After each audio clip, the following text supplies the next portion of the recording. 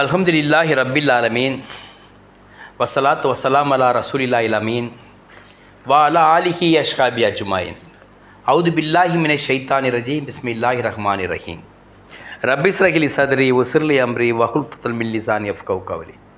கண்ணியத்திற்குரிய எல்லாம் வல்ல அல்லாஹ்வின் நல்லடியார்களே, அஸ்ஸலாமு அலைக்கும் வரஹ்மத்துல்லாஹி வபரகாத்துஹு.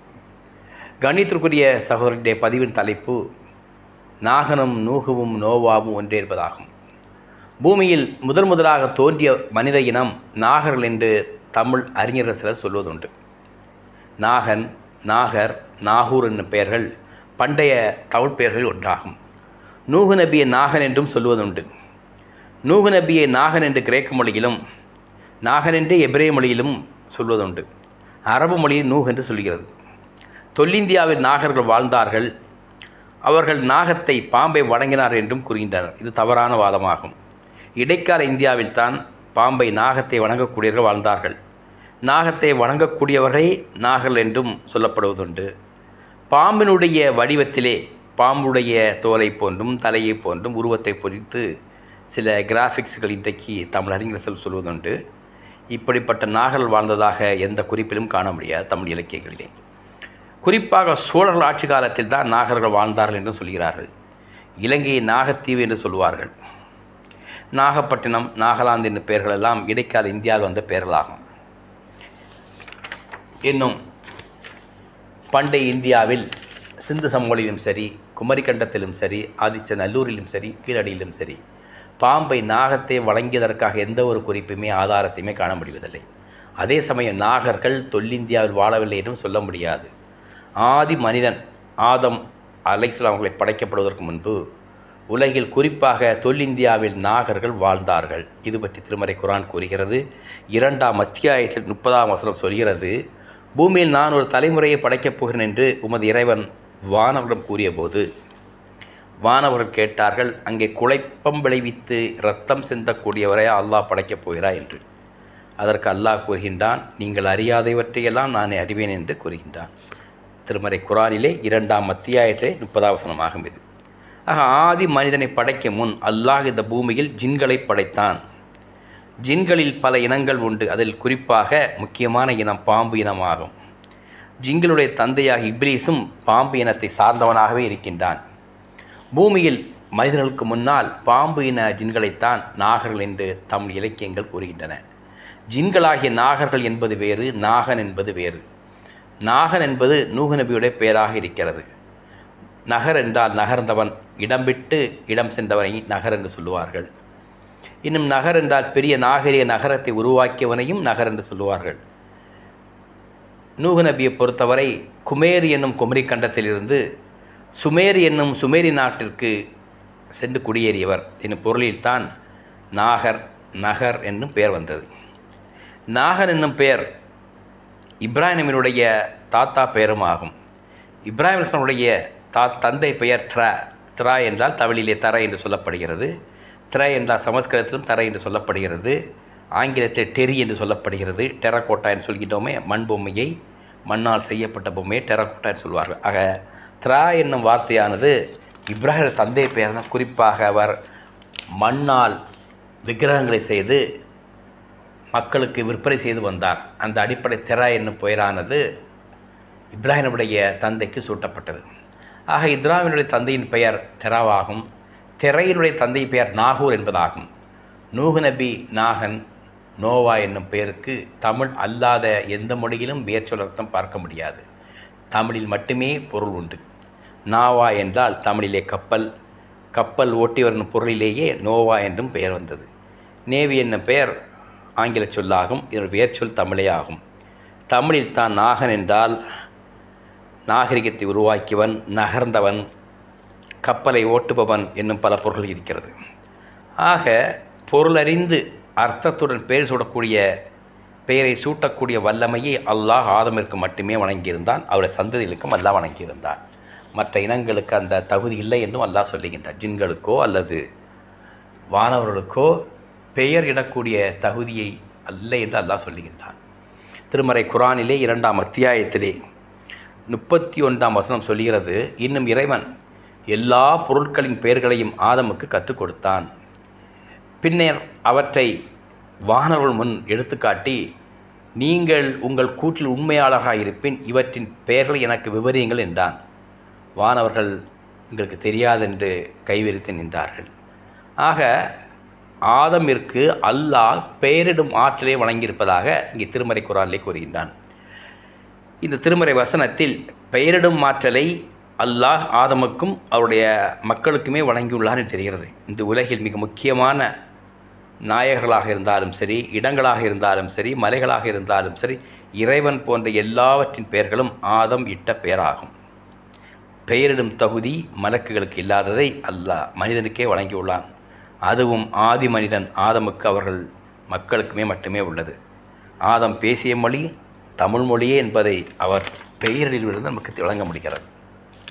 அல்லாஹ் படைத்த இறைவனை அல்லாஹ் என்று சொல்லுகின்றோம். அல் கூட்டல் இலாஹ் அல்லாஹ் என்று சொல்வதுண்டு. அல் என்பது தமிழின் முதல் எழுத்து ஆகும். எல் என்பதும் பொருள் என்னவென்றால் ஒளியாக வெளிப்பட்ட கடவுள் என்பதாகும்.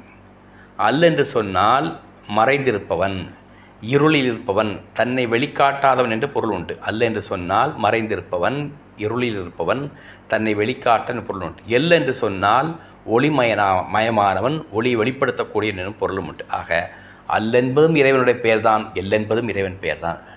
தமிழிலே முதல் வேர்ச்சொல்லே அல் ஆகும். அல் என்றால் மறைவான இறைவன். இறைவனுக்கும் படைப்பினங்களுக்கும் மத்தியில் திரை இருக்கிறது என்பது திருமறை குர்ஆன் சொல்லக்கூடிய வாசகமாகும். ஹதீஸும் அதைத்தான் கூறி, இறைவனுக்கும் படைப்பினங்கள் மத்தியிலே ஃபர்ஸக் என்று சொல்லக்கூடிய திரை இருக்கிறது. திரைக்கு அப்பால் இறைவன் இருக்கின்றான், மறைவாக இருக்கின்றான் என்ற பொருளில் தான் அல்ல என்ற பொருள் இங்கே பயன்படுத்தப்படுகிறது. இறைவன் தன்னை ஒளியாகத்தான் இந்த பிரபஞ்சத்திற்கு காட்டுகிறான். இதனாலே பிரபஞ்சத்திற்கு வெளிச்சம் உண்டாயிற்று என்று. அல்லாஹ் ஒளிமயமானவன், அல்லாஹ் நூறு என்கிறோம். அந்த அடிப்படையிலே எல் என்னும் பெயரும் தமிழ் பெயர் அல்லாஹ்வுக்கு இடப்பட்ட பெயராக இருக்கிறது. அல் என்றால் பர்சக் என்னும் திரைக்கு பின்னால் மறைவான இறைவன், எல் என்றால் நூறான இறைவன். ஆக அல் என்பதும் எல் என்பதும் இறைவனுடைய திருப்பெயர்கள் ஆகும். அல்லேலூயா என்னுடைய பைபிள் சொல்லக்கூடிய இறைவன் பெயரை பார்ப்போம்னா அல் கூட்டல் எல் கூட்டல் உய் கூட்டல் ஆ. இரவு பகல் அற்ற இடமான இறைவனின் அரசு என்ற பொருளில்தான் அல்லேலூயா என்று சொல்லப்படும். அல் ப்ளஸ் எல் ப்ளஸ் உய் ப்ளஸ் ஆ.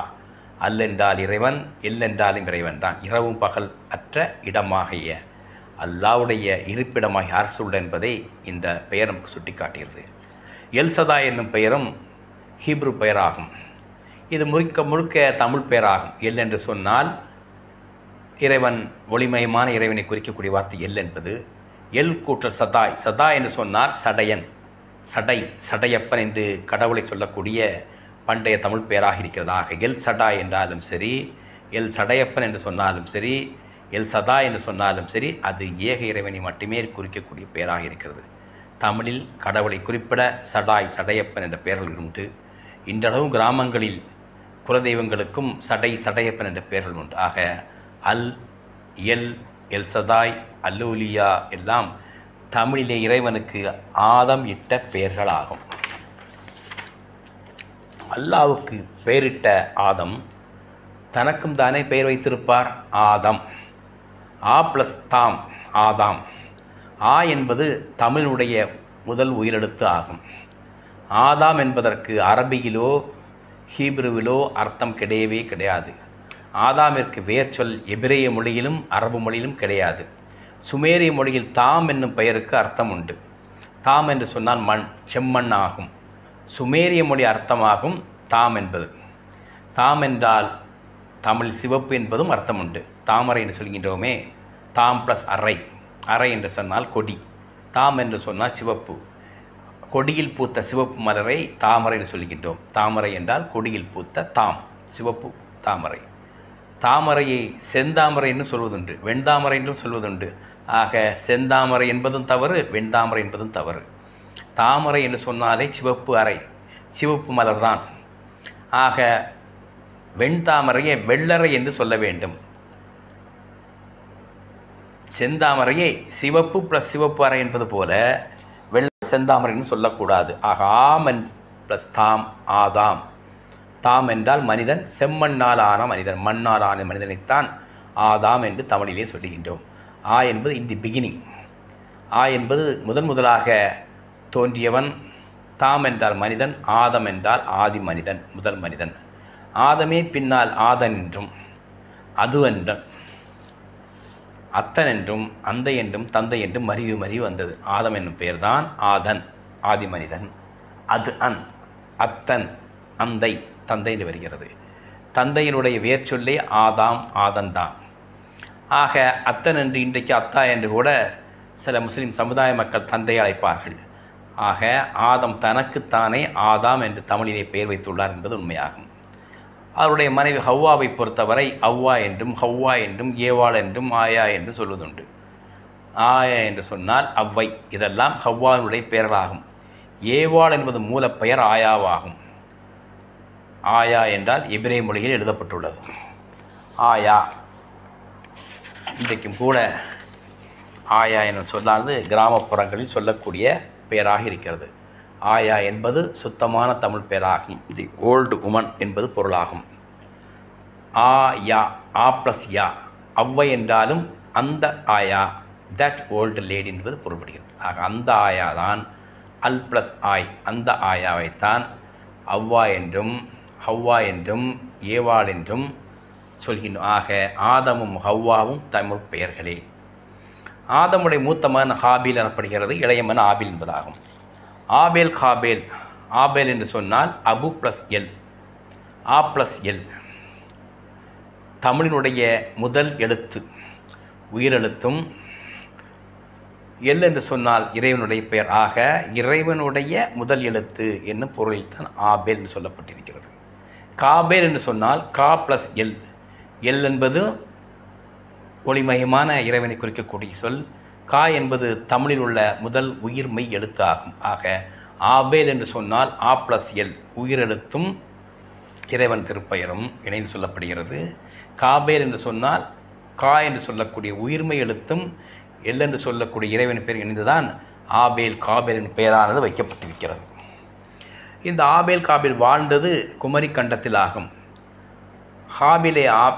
ஹாபேல் ஆபேலை கொன்றதும் என்ன செய்வது என்று தெரியாமல் திணறிய பொழுது ஒரு காகமானது குழியை தோண்டி புதைத்து காண்பித்தது. அந்த அடிப்படையில் தன்னுடைய சகோதரனை குழியை தோண்டி புதைக்கின்றான். ஆக இந்த காபேலுக்கு ஒரு ஞானத்தை வழங்கியது காகமாகும். இன்றும் கூட இந்தியாவில் காகம் இருக்கிறது. இந்தியாவிலும் இலங்கையிலும் ஆஸ்திரேலியாவில் மட்டும்தான் காகம் உண்டுமே தவிர ஆதம் ஹவ்வாவும் வாழ்ந்ததாக கிறிஸ்தவர் சொல்லக்கூடிய அந்த பாபிலோனிய மண்ணில் காகம் இன்று கூட கிடையாது. ஆகவே முழுக்க முழுக்க ஆதமும் ஹவ்வாவும் ஆபேலும் காபேலும் காகம் எங்கு வசித்ததோ அங்குதான் வாழ்ந்தார். ஆக இன்றைக்கி இருக்கக்கூடிய தென்னிந்தியாவும் இலங்கையும் ஆஸ்திரேலியாவும் இணைந்த ஒரு கண்டத்தை தான் குமரி கண்டம் என்று சொல்லுவார்கள். அந்த அடிப்படையை வைத்து பார்க்கும் பொழுது இன்றைக்கு இலங்கையிலும் இந்தியாவிலும் ஆஸ்திரேலியாவிலும் தான் காகம் வாழ்கிறது. ஆக காகம் எங்கு வாழ்ந்ததோ அங்குதான்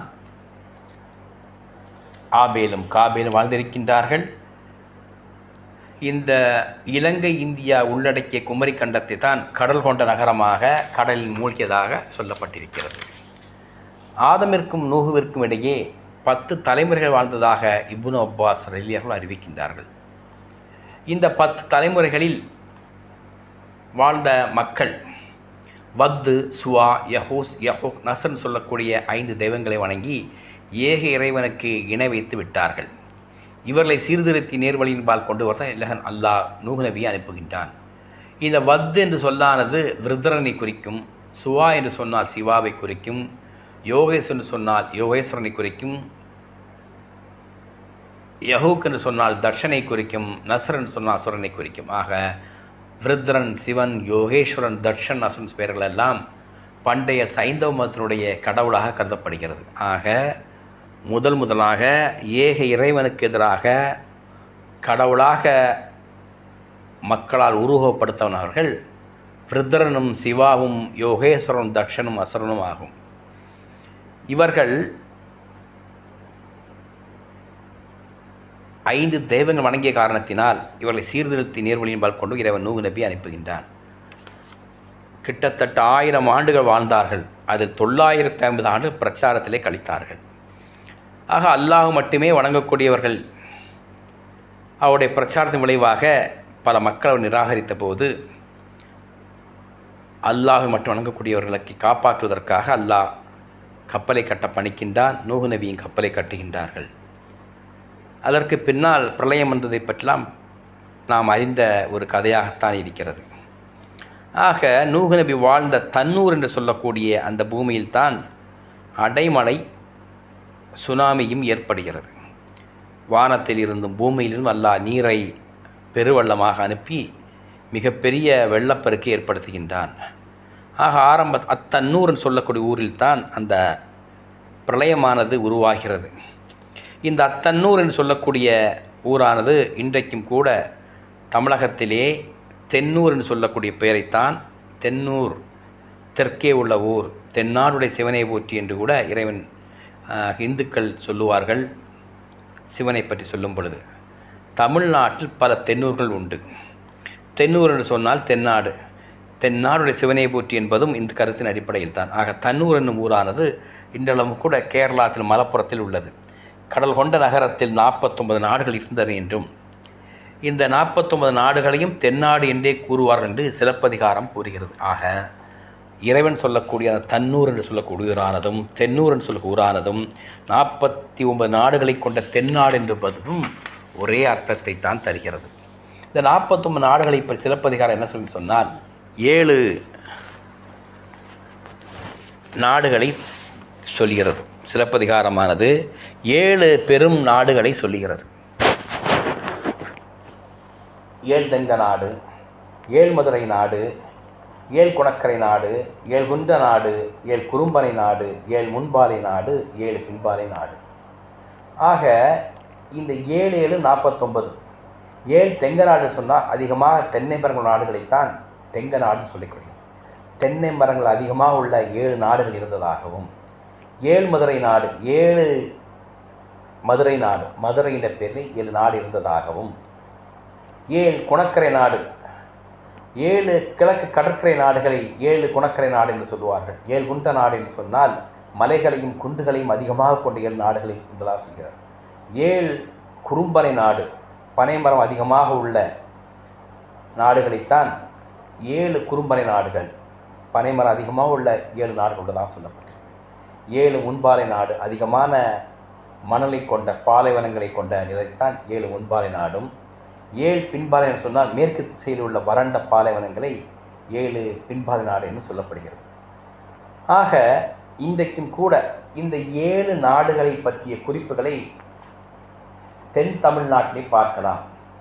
7 தெங்க நாடு என்று சொன்னால் இன்றைக்கு அதிகமாக தென்னை மரங்களோட நாடு என்று சொன்னால் குமரி மாவட்டத்தை சொல்லலாம். அதை சார்ந்த கேரளாவையும் சொல்லலாம். 7 மதுரை என்று சொன்னால் இன்றைக்கு இருக்கக்கூடிய மதுரையும் சொல்லலாம். இன்னும் கடலிலே மூழ்கிய பல மதுரை இருந்ததாகவும் சொல்லப்பட்டிருக்கு. 7 குணக்கரை நாடு சொன்னால் 7 கடற்கரை நாடுகள். 7 குண்டு நாடு சொன்னால் 7 குண்டுகளை உடைய நாடுகள். குறும்பனை நாடுன்னு சொன்னாலும் அதிகமான பனை மரங்கள் உள்ள நாடு. குறிப்பாக தென் தமிழகத்திலே திருநெல்வேலி, தூத்துக்குடி இன்னும் பல இடங்களை பனைமரம் இருப்பதை பார்க்கின்றோம். ஆக 7 முன்பாலை நாடு சொன்னாலும் 7 பின்பாலை நாடு வறண்ட பாறைகளுடைய நாடுகளை சொல்லப்பட்டுள்ளது. ஆக குமரி கண்டம் என்று சொன்னால் 7 பெரும்பெரும் நாடுகள், 7 49 நாடுகள். இது அல்லாமல் குமரிக்கோடு, மேருமலை, பனிமலை சொல்லக்கூடிய முக்கிய மலைத்தொடர்கள் இருந்தன. குமரி, பெரு, பரொலி, கண்ணி எனும் 4 ஆறுகள் இருந்ததாகவும் சங்ககால நூல்கள் நமக்கு சொல்லித் தருகின்றது.